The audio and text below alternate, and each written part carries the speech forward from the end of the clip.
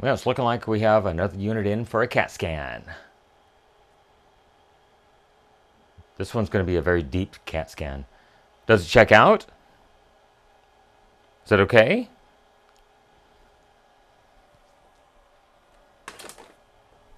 All right, you got to move. I have stuff to do. Okay, so American Farm Works.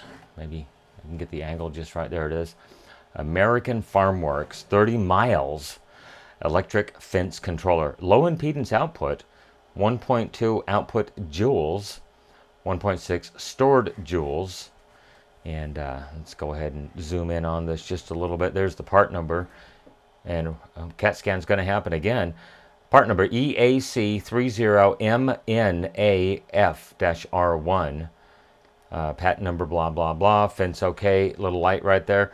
So the customer was telling me that this thing was on his fence, and I guess the fence post that it was mounted on in this orientation blew down, possibly this way, I think, and ended up like this. And it's got a couple of weep holes for moisture condensate to leave the body of the unit.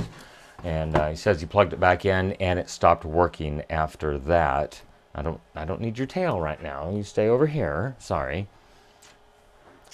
And so there's the nomenclature on the back of the unit.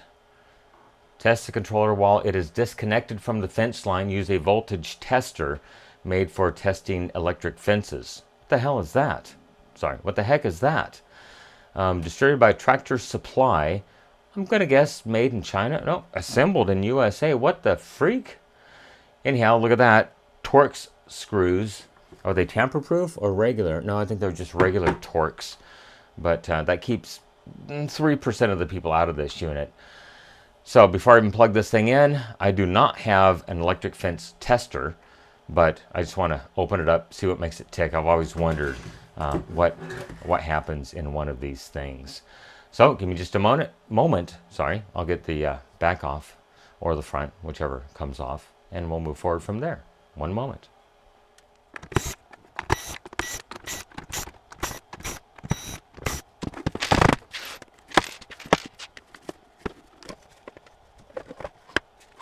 Okay, well, certainly it got wet. There's no doubt about that. Let's try to get it zoomed in just a little bit here. Maybe repairable? I'm not sure.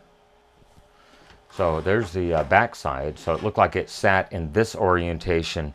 Instead of flat, it sat up. And yeah, you can definitely see, ooh, not good. Is it savable? Maybe we can wash this thing in the dishwasher. I'm not sure. I guess time will tell if we can get this thing up and running once again. Might just be able to scrub it off. We shall find out. Oh, look at that. 25 kV high potential test. So this must be the high voltage transformer, I'm guessing. Yeah, because it leaves the transformer and goes right to the terminals. It does have a, what was that, a 15K resistor? Brown, green, orange. Yeah, 15K resistor and a neon bulb right there. Oh yeah, that lines up with that little hole. So I guess if the thing is working, the neon bulb will flash. Probably the 15K resistor is in series with the neon bulb. So if you have a short on your fence, it won't flash anymore. Let me see if I can get this thing out of here somehow, maybe. Remember where all the wires go and all that good stuff, and then we will take a look at it once again. One moment. Well, I was going to start pulling the board out of this thing, and let me zoom in a little bit, and I took a look around real quick, and I thought, what is that component right there that is Bluetooth connected at this point? I'm not sure. And then I saw this nastiness down here, and ooh, and then I started to flip it over, and it's like, is that a circuit trace? So I looked at the bottom of the board, focus, and yes, it is a circuit trace that has been completely arced away. Oh, look at that. It's got a little IC controller right there. Interesting. Wouldn't have expected that. Anyhow, look at the shirt stain right there. So I'm going to say this customer is going to have to purchase a replacement unit. As much as I want to repair this, I don't know what lives right there. It shirt the bed, basically. Yeah, it's history. What is the capacitor here? 420 volt, 30,000 H. Maybe that's hours. Oh, it's a 7.5 microfarad, 1.27, 0.4 ACJ, whatever that might mean. Let me know. Enlighten me, please. Does look like just a regular capacitor. Probably meant for electric fence use more than anything, but yeah, I think I'm going to give this one a hard pass.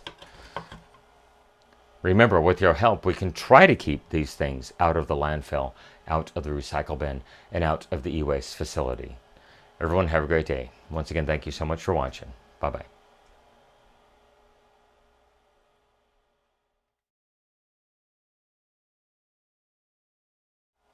Sorry, Tyler.